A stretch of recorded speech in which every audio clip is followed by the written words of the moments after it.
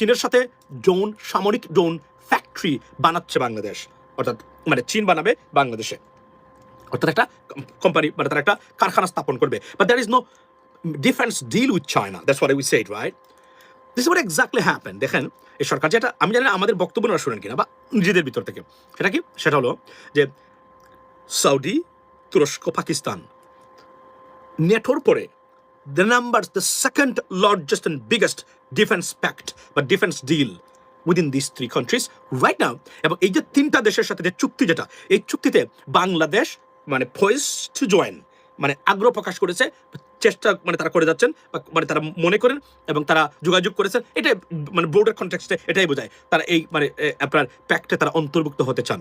And what a fantastic news for Bangladesh, what a fantastic decision by this interim government. মানে I can clearly tell you that এটা দেখভাল করে থাকেন খুদ doctor Mohammad Yunus, আর না হলে আরো বাকি যারা আছেন এই সরকারে, I don't think so they have even this kind of thinking in their brain, but this is definitely coming out of Dr. Mohammed Yunus. We were talking about that, but he is the guy who pushed them to do that and sending আপনার এই যে the representatives after or upon representative.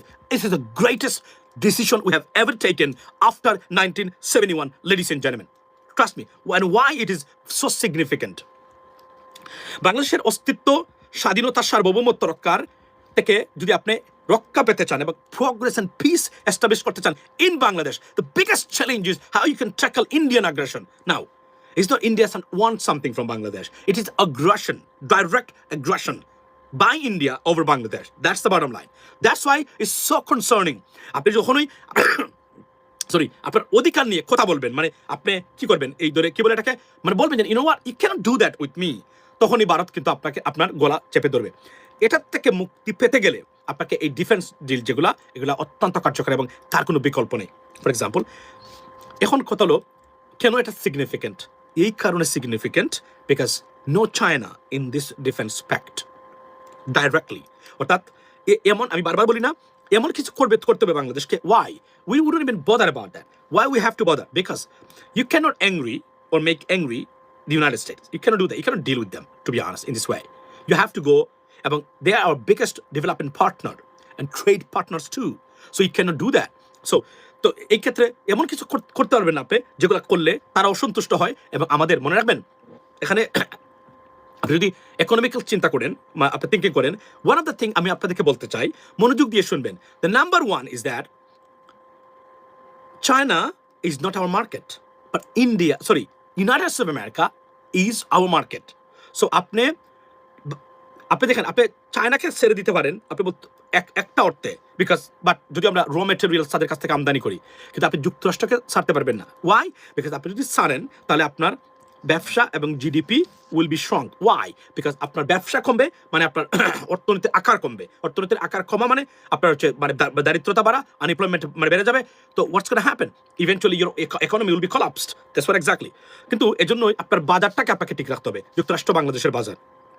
On top of it তারা আমাদেরকে aid দেয় এবং তারা আমাদের biggest development partner the same time. এবং পৃথিবীতে কোনো দেশ তাদেরকে এই মধ্যে you can't be defined to the United States policy, to United States this way that way, right? So এখানে চায়না নাই, এটাই হতো সবচেয়ে বিপজ্জনক। যদি চায়না এখানে থাকতো, এখানে চায়না নাই, তাহলে কি হলো? যাদের সাথে এই চুক্তিটা হচ্ছে এখন আপনি খেয়াল করে দেখবেন, প্রত্যেকটা দেশ সবচেয়ে ভালো মানে সম্পর্ক এই মুহূর্তে কার সাথে? যুক্তরাষ্ট্রের সাথে এবং পশ্চিমাদের সাথে। Number one, Pakistan, they have got very good relationship with the United States and other countries. And Saudi, the biggest ally in this area, right after Qatar. I mean, actually, even though, I mean, better than Qatar too. And তুরস্ককে বলা হয় বর্তমান মুসলিম সমাজ মানে বিশ্বের in terms of political পাওয়ার মুরব্বী বলা হয় এই মুহূর্তে। এবং তুরস্কের এরদোগান, আমি অনেক মুসলিম লিডারশিপ দেখেছি, তার মধ্যে সবচেয়ে স্মার্টেস্ট মানে লিডার এই মুহূর্তে আমি মনে করি এরদোগান এই মুহূর্তে নাম্বার ওয়ান। আপনি কিভাবে দেখেন, আপনি বিশ্বাস করেন কোনো মুসলিম দেশে কোনো সমস্যা হলে যদি যুক্তরাষ্ট্র কারোর সাথে যোগাযোগ করতে হয়, ফার্স্ট দে কন্ট্যাক্ট উইথ আপনার Turkish president to mediate or মানে আপনার to connect them with them or something like that, to negotiate, to mediate, something like that. এই পজিশনে তুরস্ক পড়ে গেছে। কিন্তু তুরস্কের ভিতরে ওনাকে দেখা হয় এক ধরনের অথরিটারিয়ান একজন প্রেসিডেন্ট তুরস্কের ভিতরে। তারপরেও আপনি দেখেন উনি যে এই পজিশনটা তৈরি করেছেন শুধুমাত্র তার ইন্টেলেকচুয়ালিটির কারণে। উনি আব্বাসি হুজুরদের মতো না। He thought his thinking is way smarter than any other Muslim leaderships in the world. Now, এই বিষয়ে আমি এর আগে আমি আপনাদেরকে এই কথাগুলো বলছিলাম। আর সবচেয়ে স্মার্টেস্ট মুভ কে নিয়েছে জানেন? অনেক আমরা বলতাম না আগে, আপনারা অনেকে বলতেন না, ও সৌদি মুনাফিক, এই করেছে সেই করেছে, they don't do these. No, Saudis, the Mohammed bin Salman, the king of Saudi right now, the most smartest leadership, Muslim leadership in the world right now. Trust me, right now you understand how he built up Saudi. He changed Saudi Arabia completely. Now আপনি কিছু জিনিস আপনি আপত্তি করবেন, এটা সেটা, I understand that. কিন্তু বিশ্বাস করেন, সৌদিকে ট্রান্সফর্ম করতে গিয়ে মোহাম্মদ বিন সালমানের যে policy, it worked and Saudi become one of the most super power right now. Muslim ওয়ার্ল্ডের ভিতরে তুরস্কের পরেই সুপার পাওয়ার নাও। পারমাণবিক অস্ত্র শুধু নাই সৌদি আরবের, আর না হলে তাদের F-35 থেকে শুরু করে F-16 থেকে শুরু করে যা যা অত্যাধুনিক ইকুইপমেন্ট বা মিলিটারি আপনার ইকুইপমেন্টস আছে পৃথিবীতে, particularly in America, China and Russia, সব মানে তাদের আছে। এবং আমেরিকার অনেক জিনিস আপনি চাইলেও পাবেন না, যেগুলো সৌদি আনতে পারে এবং সৌদি তারা পায় সবসময়, এখনো আছে তারা। বিশেষ করে F-35 এর কথাই আমি যদি বলি, এটা তো তারা সবাইকে দিবে না, তারা যাদেরকে ট্রাস্ট করে, যাদের সাথে তাদের সম্পর্ক ভালো আছে, শুধু তাদেরকে তারা দিবে এগুলা। তো এগুলো আছে সাউদি এই ক্ষেত্রে নাম্বার 1 নাও। এরপরে কি হলো? তুরস্ক। আমি আবার বললাম দ্য মুরব্বি right of the Muslim world and in that area. So এই পাওয়ারগুলা ঐক্যবদ্ধ, সাউদি, তুরস্ক এবং পাকিস্তান এবং বাংলাদেশ, 4টা দেশ। And any time Qatar or United Arab Emirates may join to this alliance, it would be the most powerful alliance or আমি যদি বলি যে agreement or defense deal, or আমি বলবো অ্যালায়েন্স, এটা সব দিক দিয়ে after NATO, ladies and gentlemen, after NATO, and Bangladesh is the part of that. মানির জন্য কোনো চিন্তা করতে হবে না কোথাও, যদি ডিফেন্স ডিল হয়। Saudi petrodollar is available, I mean billions of dollars they can spend within a day, not a problem, right? এবং যদি কাতার যুক্ত হয়, আরব আমিরাত যুক্ত হয়, এখনই যে অবস্থানে আছে, যদি বাংলাদেশ এইভাবে চলতে পারে, বিশ্বাস করেন অন্তত ভারতের আগ্রাসন থেকে, অতিরিক্ত আগ্রাসন থেকে আমরা বাঁচতে পারবো। এখন কেন এই কথাগুলো আমি বারবার বলছি? বিকজ ভারতীয় পলিসি হলো বাংলাদেশকে দমিয়ে রাখতে হবে তাদের ন্যাশনাল সিকিউরিটির শর্তে। এটা আমরা নিজেও জানি, আপনিও জানেন। তারা মনে করে বাংলাদেশ যদি উন্নতি করে, আগেও বলেছি আবার বলছি, তাহলে সেভেন সিস্টার্সরা মনে করবে ও বাংলাদেশ একটা ছোট্ট দেশ আমাদের মতোই, কিন্তু তারা স্বাধীন হয়ে দেখেন কোথায় গেছে। সুতরাং তাদেরকে দবিয়ে রাখতে হবে। This is their policy, national policy over Bangladesh, Indian policy. Think about that. That's why তারা সবসময় চায় এমন কাউকে দেখাতে তাদের জন্য এটা নাকি তাদের পলিসি। এই কারণে বাংলাদেশকে, এবং we have seen that this indication and the proof that it is true, কারণ তার প্রতিটা ক্ষেত্রে তারা আমাদেরকে ধ্বংস করার চেষ্টা করেছে। এবং ভারত বন্ধু সেজে যে পরিমাণ ক্ষতি করেছে বাংলাদেশের 100 বছরে কোন শত্রু এই কাজ করতে পারবে না। এখন প্রশ্ন হলো, আপনাকে এটা বুঝতে গেলে আপনাকে ওইভাবে আপনাকে খোঁজ নিতে হবে যে আসলে কি কোনো কিছু করেছে কিনা। আপনি কল্পনা করতে পারবেন না। এই যে আব্বাসী হুজুরকে নিয়ে একটু আগে কথা বললাম, ভোটের বিপক্ষে উনি প্রচারণা চালাচ্ছেন, মুসলমান থেকে খারিজ হয়ে যাবেন উনি বলছেন।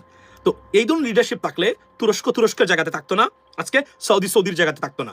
আমি আবার বলছি, একটু আগে আমি বলেছিলাম যে 600 বছর ভারত শাসন করার পরে ভারতে মুসলমানদের করুণ অবস্থা। 800 বছর 800 ইয়ার্স মুসলমানরা স্পেন শাসন করেছে, কিন্তু আজকের অবস্থা কেন জানেন? অদক্ষ অপদার্থ লিডারশিপ ছিল। এই কারণে মুসলমানদের এই কঠিন পরিণতি এবং এগুলা হয়েছে। তারা তাদের গদি রক্ষা করতে পারে না, ইলিমিনেট হয়ে গেছে। দেখুন ইলিমিনেট কিভাবে হয়? একমাত্র হলো যে আপনি হয় you are very cruel to your people, আপনি খুবই একজন স্বৈরশাসক ছিলেন, আপনি অন্যায় অবিচার করেছেন, আল্লাহ আপনাদেরকে ধ্বংসপ্রাপ্ত করে দিয়েছে, অথবা আপনার মিস্টেক এবং আরও যে ভুলগুলো আমি একটু আগে বললাম সেই ভুলের কারণে আপনার এই অবস্থা হয়েছে। এখন আসি, ডিফেন্স যদি এই প্যাকটা হয় তাহলে কি হতে পারে? আমি দেখেন, আপনারা তো আমার আন্ডারমাইন করার চেষ্টা করেন কেউ রাইট? হয়তো সবাই করেন না, আমি বলি নাই। প্রবাসী যেভাবে আমরা প্রবাসী শ্রমিক পাঠাই না আমরা মধ্যপ্রাচ্যে, বর্তমানে প্রবাসী শ্রমিক আমরা পাঠিয়ে, আমরা বিলিয়নস অফ ডলার, বাংলাদেশ ঠিকই আছে প্রবাসীদের উপরে। আমি বলছিলাম সেদিন, মনে আছে কিনা? কেউ কি আসেন কিনা আমাকে সাক্ষী দিয়ে বলবেন। আচ্ছা, সেটা কি বলি নাই যে আগামীতে বাংলাদেশের সেনাবাহিনী, আমি অনেক লেফটেন্যান্ট জেনারেল এবং জেনারেলদেরকে বলেছি এটা, যে আগামীতে বাংলাদেশের সেনাবাহিনী মধ্যপ্রাচ্যে রপ্তানি করে, সেনাবাহিনীর সার্ভিস মধ্যপ্রাচ্যে রপ্তানি করে বিলিয়নস অফ ডলার রেমিটেন্স আনবে বাংলাদেশ। শুধু শান্তিরক্ষা মিশনও নয়, directly in the Middle Eastern countries will employ Bangladeshi military personnel to serve them, because the most trusted military for Muslim countries in the world are Bangladeshis and Pakistanis, particularly Bangladeshis, trust me. এবং এই সুযোগটা চলে এসেছে বাংলাদেশের সামনে। আগামীতে আমি এর জন্য বলছি বাংলাদেশের মিলিটারি আরো আধুনিকায়ন করা এবং বাংলাদেশে আরো বেশি মিলিটারি পার্সোনাল নেওয়া, কারণ মিলিটারি সার্ভিস বিক্রি করে বাংলাদেশ তার অর্থনৈতিক উন্নতি করতে পারবে। যেভাবে অস্থিরতা পৃথিবীতে তৈরি হয়েছে, মনে রাখবেন আমরা what we can see right now, a third world war is imminent, trust me, দেখুন ভাবেই হোক না কেন।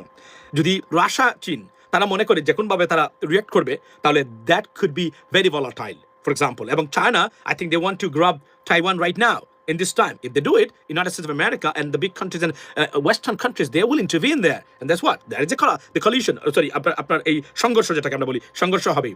On top of it, আমরা আমি আসছি ইরানে কি হচ্ছে। সো আপনি কল্পনা করেন, এটার জন্য আপনি ডক্টর ইউনূসকে ধন্যবাদ দিয়েন, কারণ এটা ডক্টর ইউনূসের মাথা ছাড়া। এই ভদ্রলোককে তারা এত ডিস্টার্ব করেছে ভারতীয়রা, এত অপপ্রচার করেছে তার বিরুদ্ধে। যদি এত অপপ্রচার না করতো, হয়তো উনি এভাবে অত করতেন না। কয়েকটা ডিল যেগুলো আছে আপনার চীনের যুদ্ধ বিমান, পাকিস্তানের J-17 থান্ডারবোল্ট, এগুলা আপনি এখন মানে কিনছেন, এবং আরো অনেকগুলা। কিন্তু এই যে ডিফেন্স প্যাক্টে, এবং মনে রাখবেন এই যে ডিফেন্স ডিল বা এগ্রিমেন্ট হবে, এই ডিফেন্স এগ্রিমেন্টে বা ডিলে এটা কিন্তু it's gonna be like NATO style, article 5, if you hit me as though you hit Bangladesh, for example, if India hit Pakistan as though they hit Bangladesh, that's gonna be war always. So something like that, we need that, because to keep the stability, peace and progress in this region, and to stop Indian aggression over those countries, particularly country like Bangladesh and small countries, because serious aggression, they want to grab them, I mean directly or indirectly, to protect yourself, the nation and the sovereignty. Trust me, you have to do something like that. And this is the greatest moment, sharp thinking we have ever seen coming out of any leadership from Bangladesh. Think about that. 54 বছরে কেন একজন doctor ইউনূসের ওই ছোট্ট মানে মাথার মতো একজন কেউ হতে পারলো না? খালি সারাদিন একে অপরকে। এখন সাউন্ড চলে যেতে পারে, জাস্ট ওয়েট, আসতেছে এটা। সো একটু অপেক্ষা করেন, সাউন্ড আসবে, একটু অপেক্ষা করেন।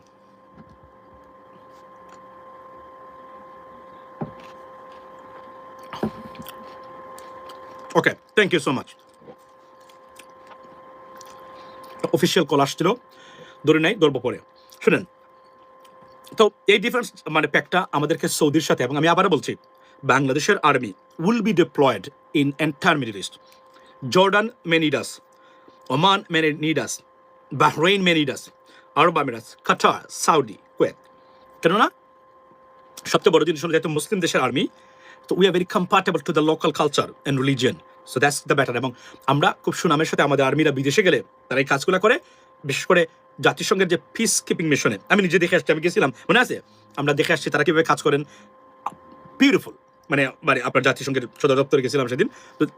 তো এই কারণে আর্মিরা হবে আগামীতে বাংলাদেশের আর্মি, কারণ আপনি যদি হিসাব করে দেখেন মধ্যপ্রাচ্যের দেশগুলা কোনো দেশের আর্মি কিভাবে বিশ্বাস করবে না, বাংলাদেশিদেরকে যাবে তারা বিশ্বাস করবে, ট্রাস্ট মি। এবং সো এক ধরনের অর্থনৈতিক মানে ডলার আয়ের একটা মাধ্যম হতে পারে বাংলাদেশের আর্মি। আর এই ডিফেন্স প্যাক্টটা থাকলে কি হবে, আমরা আমাদের জন্য যুদ্ধ করা লাগবে না। বুঝলেন তো আপনি বিষয়টা? কারণ ভারতের সাথে এই ডিফেন্স প্যাক্টের সাথে আমরা এগুলো দেখবো। আর আপনারা পাকিস্তানকে নিয়ে তুচ্ছ তাচ্ছিল্য করেন, you have no idea what Pakistan is right now, no idea. আপনি কল্পনা করতে পারবেন না পাকিস্তান এখন কি। ইয়াস, করাপশন ইজ ইভেন, বাংলাদেশের পাকিস্তানিদের করাপশন কিন্তু মানে দুর্নীতিগ্রস্ত। শাহবাজ শরীফের পরিবার মাফিয়া, দে করাপ্টেড আনডাউটেবলি, বাট এটা হচ্ছে মানে আপনি যদি পাকিস্তানিদের মনের মানে বক্তব্য দেন, কিন্তু একটা জায়গাতে what is the time right now, okay I have time. So একটা জিনিস বলে রাখি, কিন্তু পাকিস্তানের আর্মি বা পাকিস্তানের এই মতো পাকিস্তান কি, ইউ কান্ট ইমাজিন দ্যাট। আপনি যদি দেখেন পাকিস্তানে খাইতে পারতেছে না, ওই সমস্যা হয়েছে, এটা আপনার অন্য একটা সাইড। কিন্তু মিলিটারি দিক দিয়ে গেলে পাকিস্তান ত্রাণকর্তা বর্তমান মধ্যপ্রাচ্য নয়, মুসলিম বিশ্বের জন্য। আমি আজকে বললাম এটা, এবং এই জন্য পাকিস্তানকে বরং সবাই সহযোগিতা করা দরকার। কারণ পাকিস্তান এখন যা আছে, যখন কোনো সময় লাগবে তখন আপনি দেখবেন পাকিস্তানের প্রয়োজনীয়তা কতটুকু। বিশ্বাস করেন, পাকিস্তানের কারণে এন্টায়ার মধ্যপ্রাচ্যে এখন পর্যন্ত স্টেবিলিটি আছে। ওটা আমি অন্য সময় ইন ডিটেলস আলোচনা করব। হিসাব বা ইকুয়েশনটা কোন জায়গা থেকে কোন জায়গার হিসাবটা আমি আপনাদেরকে দেখাচ্ছি। আনবিলিভেবল লেডিস এন্ড জেন্টলম্যান, পাকিস্তানের স্টেবিলিটি এবং পাকিস্তানকে নিয়ে এখন তুচ্ছ তাচ্ছিল্য করেন, ইউ হ্যাভ নো আইডিয়া। শুন, আচ্ছা পাকিস্তান বিলিয়নস অফ ডলারের, আপনি জানেন এন্টায়ার আফ্রিকান মুসলিম দেশে যেগুলা সৌদি, বাই দ্য ওয়ে আপনি জানেন তো ইয়েমেনের দায়িত্ব সৌদি আরবের এখন সম্পূর্ণ, সুদানের দায়িত্ব সৌদি আরবের, এরপর আরেকটা কোনটা, সম্পূর্ণ এই দেশগুলা সৌদি আরব এখন তদারকি করতেছে। এবং সোমালিয়াতে রাজনীতিতে এটাকে স্টেবল গভর্নমেন্ট ফর্ম করার জন্য যুক্তরাষ্ট্র সৌদি আরবকে বলেছে, এবং Saudi leading this process everything, Saudi right now. এবং সৌদি ইয়েমেনে ছিল বিচ্ছিন্নতাবাদীরা, এদেরকে হটিয়ে তারা একটা স্থায়ী সরকার গঠন করতে যাচ্ছে সৌদি আরব কিন্তু super power in this area from all sides. And Saudi, আপনি 10 বছর আগের সাউদি আর বর্তমান সাউদি আকাশ এবং মানে পাতালের মধ্যে মানে সম্পর্ক in terms of power, in terms of military capability. Yes, তাদের কি নাই, পারমাণবিক অস্ত্র নাই, কিন্তু আমরা জানি এটা United States of America, they know that but they don't talk about it because this is their friend. Saudi পাকিস্তানের সাথে অলিখিত পারমাণবিক চুক্তি করা, সাউদির উপর আক্রমণ হলে এই সব কিছু পাকিস্তানের ব্যবহৃত হবে সাউদির পক্ষ নিয়ে, পাকিস্তানের পক্ষ থেকে। সুতরাং 100% এগুলা কার্যকরী। বাংলাদেশ একই পথে আসছে। আপনি কল্পনা করেন নেটো স্টাইল আর্টিকেল 5 এর স্টাইলে বাংলাদেশের সাথে সৌদির চুক্তি হয়েছে। Just imagine that. অর্থনৈতিক ক্ষেত্রে কি পরিমাণ মুক্তি আমরা পেতে পারি এই জায়গা থেকে, আনবিলিভেবল। সো ডক্টর ইউনূসকে ধন্যবাদ দিই, এই সরকারকে ধন্যবাদ দিই। না, দ্য কোয়েশ্চন ইজ পরবর্তী সরকার যেগুলো আসবে, আমরা ভেরি কনসার্ন অ্যাবাউট দ্যাট। যদি রং সরকার আসে এই কাজগুলো তারা করবে না। ভারতীয় দালাল হলে প্রত্যেকটা প্রজেক্ট মুখ টুবড়ে পড়বে। দ্যাটস ওয়াই মানে ভারত চায় এইটা আসুক, এই সরকার আসুক, এই সরকার আসুক না, বিকজ দে নো এক কথা তাদের দালালদের দ্বারাই তারা বাংলাদেশের স্বার্থের জন্য যে যে কাজ করেছেন ডক্টর ইউনূস সরকার, প্রত্যেকটা জিনিসকে তারা প্রত্যাখ্যান করবে। Be careful about that. আমি আপনাদেরকে হুঁশিয়ার করে দিচ্ছি, বি কেয়ারফুল। মাথায় রাখবেন এগুলা কোনোভাবে ডিসমান্টল এবং এগুলাকে কোনোভাবে পথ হারানো যাবে না। এগুলা করতে হবে বাংলাদেশের বৃহত্তর স্বার্থে। Because if you fail to understand that India has an aggressive mindset over Bangladesh. If you fail to understand, you're not a politician. Get the hell out of here. Okay. Second thing যেটা আমি আপনাদেরকে বলতে চাই সেটা হলো যে ইরানের আজকের সিচুয়েশনটা কি হচ্ছে। ইরানের যে রেজিম যেটা আছে মানে কমিউনি রেজিম, দেখেন তাদের ভুলগুলা কোথায়, দ্য ভেরি ভেরি এক্সট্রিম। এই কারণে ইরানিয়ানরা মধ্যপ্রাচ্যের ভিতরে, বা এটা তো মধ্যপ্রাচ্য ধরা হয় না, এটা পারস্য মানে মানে আপনার এই অঞ্চলে ধরা হয়। এই ইরানিয়ানরা they are one of the most smartest people in this area, the smartest educated people, smartest ইরানিয়ানরা compare to any middle eastern countries.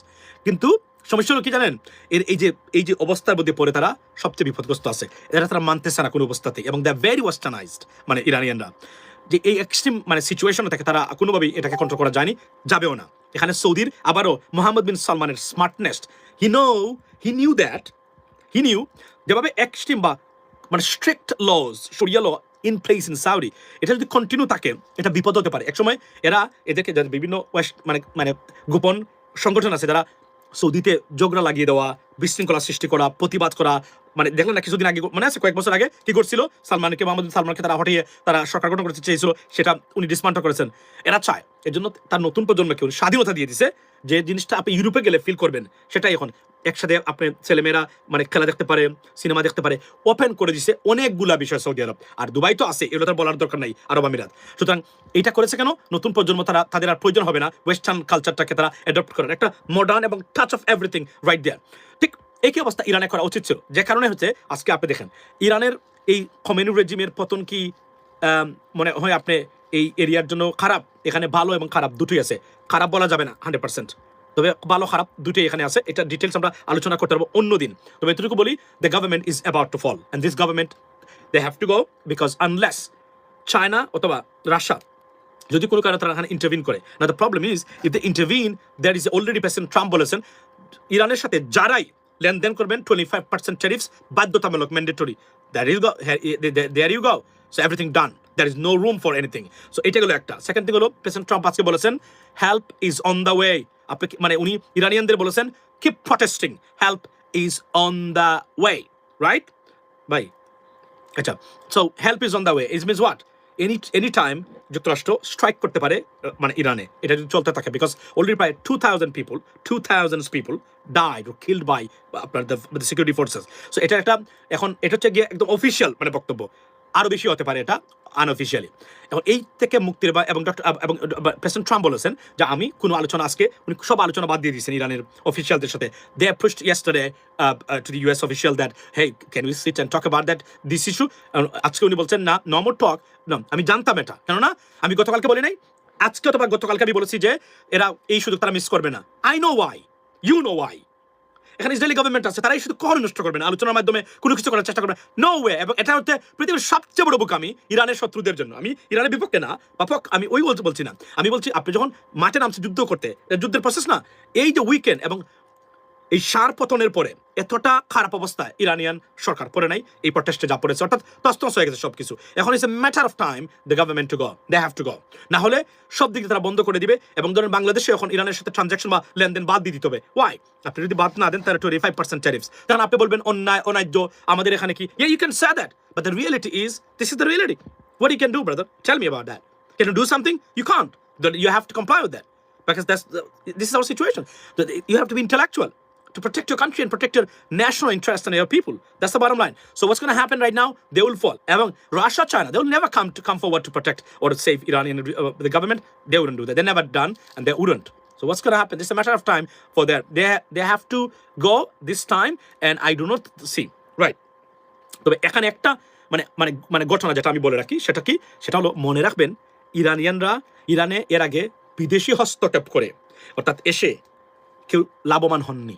এটা হচ্ছে সবচেয়ে পজিটিভ দিক ইরানিয়ানদের জন্য, কারণ এমন কিছু করা যাবে না যেখানে ইরানিয়ান মানে মানুষ আবার ক্ষুব্ধ হয়ে পশ্চিমাদের বিষয়ে বা আমেরিকার বিরুদ্ধে যায় যে আপনি আমার দেশকে নষ্ট করেছেন, এই সুযোগে এই করেছেন, ধ্বংস করেছেন, এই মারেছেন।